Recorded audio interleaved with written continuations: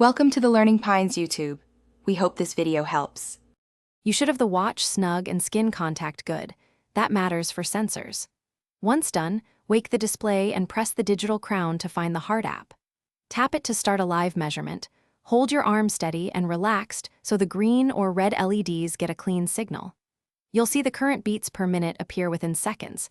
This is the fastest, easiest entry point to check your heart rate now without digging into settings.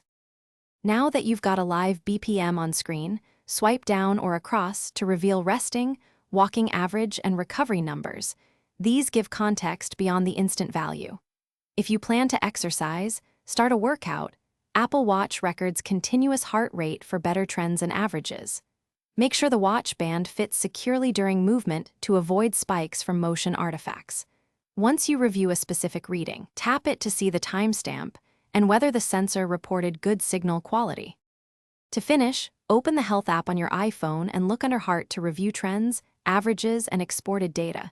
This helps you understand patterns over days or weeks. If the watch fails to show a number, make sure the back is clean, the band is snug, and the skin is dry, then try restarting the watch.